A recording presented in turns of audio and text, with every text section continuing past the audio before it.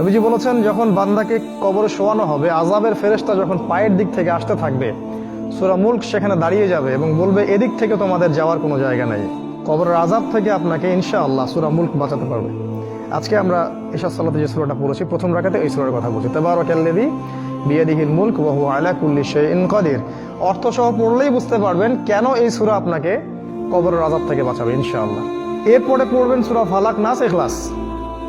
3 বার করে পড়তে হয়। হাত দুটোকে একত্রিত করে নিয়ে ফু দিয়ে মাথা থেকে গায়ের যতদূর পর্যন্ত পারেন মাসাহ করবেন। এই কাজটা কেন করতে হয় জানেন?